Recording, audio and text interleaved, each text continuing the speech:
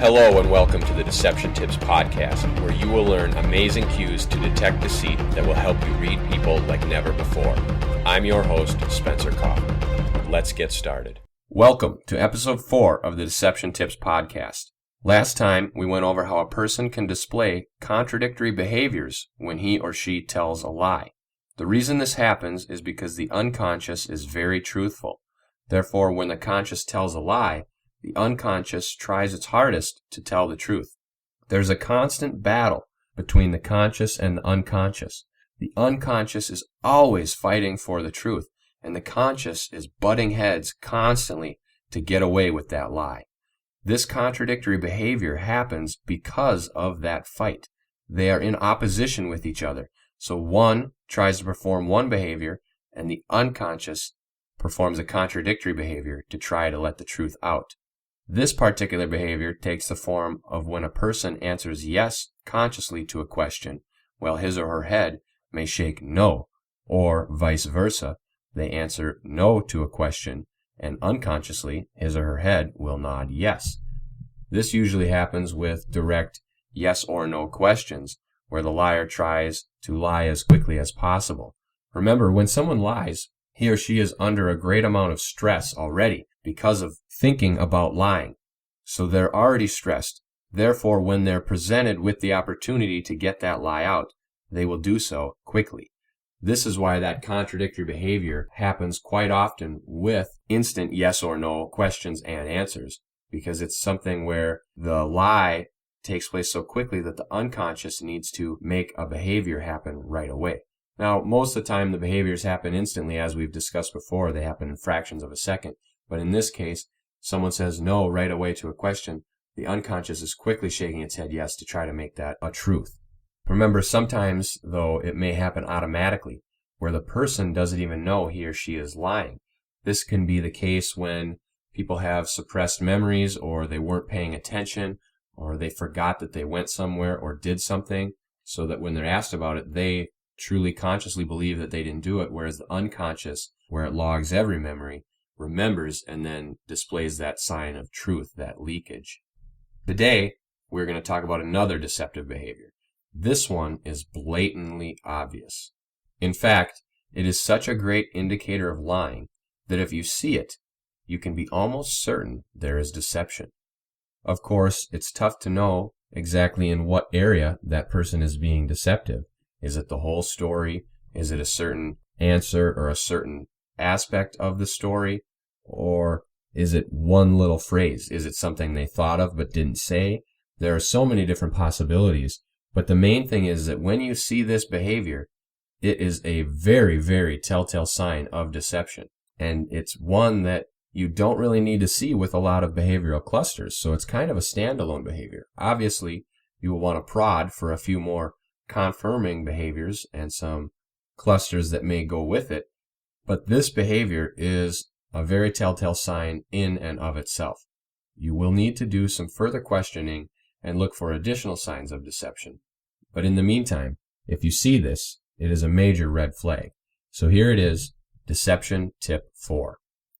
While reciting a rehearsed lie, it is difficult to perform physical tasks, such as making coffee. The liar will most likely stand perfectly still with items in hand. Let me say it again. While reciting a rehearsed lie, it is difficult to perform physical tasks, such as making coffee. The liar will most likely stand perfectly still with items in hand. Note that I said a rehearsed lie. This behavior won't always happen if someone is lying on the spot. The reason is because when someone lies on the spot, it is pretty much the same as regular conversation. By that I mean, when we speak in everyday conversation, we are speaking off the cuff. We're winging it. We're coming up with the speech naturally.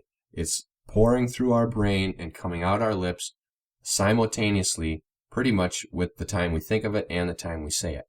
Rarely do we rehearse all of the words we speak.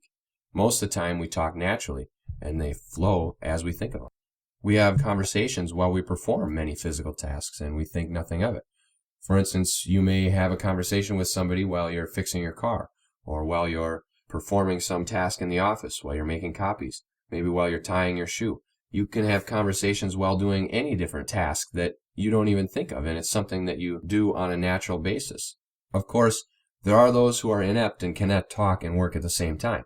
You know exactly the type of people I'm talking about, the type that when you're working on doing something, if you're doing a home repair or painting a wall, you're talking, you're working, and you talk to the person next to you, and they stop working to try to respond to you. And you think, man, why did I ask them? Now they're not helping me get this done. Anyway, for the most part, many people can do everyday tasks well in normal conversation. But there are those who can't, who must stop. They're the type that they can't even walk and chew gum at the same time. So when they tell a spontaneous lie, it gives the body the same physiological reaction as everyday spontaneous conversation. Therefore, they may still be able to do some of the physical tasks. Because the lie is spontaneous, it takes the form of spontaneous conversation. If those people, though, who can't work and talk at the same time tell a spontaneous lie, they're most likely not going to continue doing that physical task because they can't do the physical task anyway when they talk. On the other hand, if someone has rehearsed a lie, as in they have planned the alibi or the story, they've consciously thought it up, they've went over it over and over in their mind, they may have even stated it out loud, whether in the mirror or somehow they've practiced this lie, they've rehearsed it, they will most likely pause when reciting the lie if they're doing some form of physical task. We'll talk more about the reasons why this occurs when we come back. Want to be a lie spotter, but don't have time to do the research? Check out Spencer Kaufman's Deception Tips blog and learn how to detect deception. You'll be an expert at detecting lies. That's SpencerKaufman.com. Let's say you're questioning your coworker, your kid, your spouse, or anyone about something that they may or may not have done. You want to hear their side of the story. Rather than sitting them down across from you at a table and having a formal conversation with them, try to make it a little bit more casual. Hit them up when they're making the morning pot of coffee or a cup of tea, or when they're stirring in their sugar and cream. Spring it on them. When they're doing some form of physical task, like washing the dishes, fixing their food, or anything really that requires a little bit of dexterity and thought. You want to find something that they do often enough so it becomes a form of habit, but not so often that they do it without thinking. It needs to be the medium. And it can't be something that they haven't done enough, that they need to focus hard on it. It needs to be something they have done frequently, but not too frequently.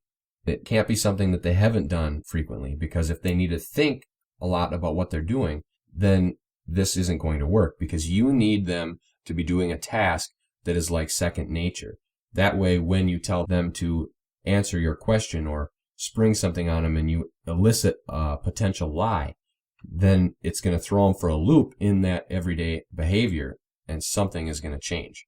If he or she stops the task while telling you their story, then you may have trouble.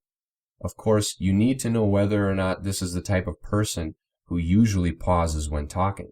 Because if they normally pause when talking, and then you ask them this question, and they pause when talking, then nothing's changed. That's just their nature.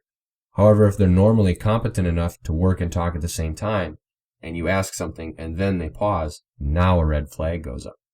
The same thing could be true the other direction. If somebody is normally someone who pauses when talking, and this time you ask them a question and they keep right on working, doing whatever they're doing as they're answering, now that could be suspicious, because that's a red flag. If they normally work and talk, but stop when telling this particular story, then they're most likely lying about something. Or if they normally stop working while talking, but they kept working while talking in this particular story, then they are most likely lying about something. You have found a deviation from normal behavior, a red flag.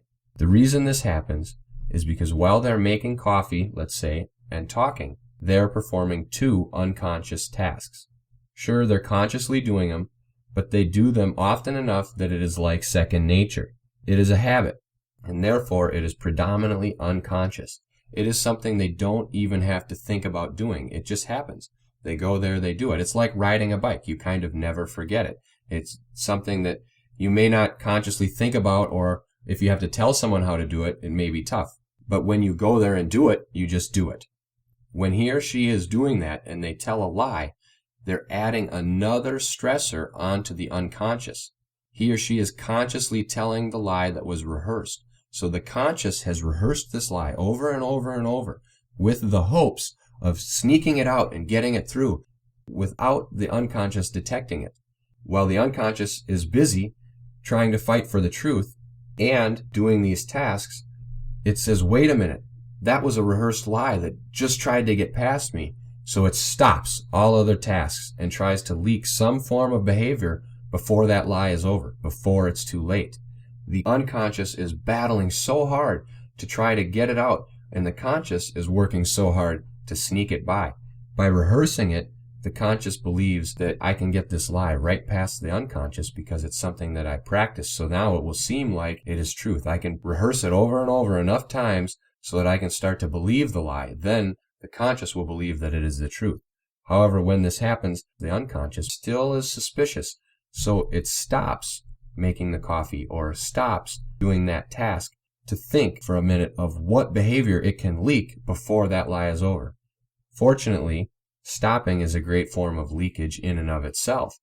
So the unconscious has unknowingly, or perhaps knowingly, displayed a form of leakage that is so blatantly obvious, it is indicative of a sign of deception. As always, though, you will want to follow up this observance with some more targeted questions to see if you can pinpoint the exact lie. See if you can find out if the entire story was a lie, or if there were only certain aspects that they were lying about. Find out what was the truth and what was a lie.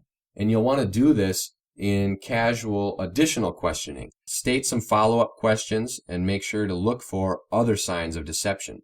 Don't keep talking to them every time they're making coffee, or they may get suspicious. You want to use that as your entryway, use that as your confirmation, and then bring in some other things. Maybe when they're done making the coffee, you guys can sit down at the table and you can keep talking and ask some more questions and just watch their body to see if they unconsciously leak any other signs of deception that you've learned about. And if they do, when do they do it? What are they talking about when they leak those signs? Continue asking those questions, and if you keep seeing those behaviors, then you can really easily narrow down what portion is untrue. Of course, make sure to rephrase your questions and state them in different ways so that they don't consciously and unconsciously realize that you're hammering them on the same question. If they do, all their defense shields are going to go up and you'll never get anywhere. Use making coffee or whatever physical task as a confirmation because it is one of the signs that doesn't require multiple clusters to occur with it. It is something that you can see and have a pretty good idea that there is a lie happening. Always ask again and again in different ways and at different times. You don't need to get to the truth this instant unless it is some matter of life and death or a very important thing. So think about it and be okay with the fact that you may not get to the truth right now, but keep talking to them on different occasions throughout the day and ask the questions in different ways so that you can elicit the truth. This will help you be certain if what you saw the first time was indeed a genuine sign of deception. I want to thank you for listening to this podcast, and I encourage you to share it with your friends, subscribe to the feed, follow the Deception Tips blog, and take a look at the books I have available. And as always, tune in next week for a new Deception Tip.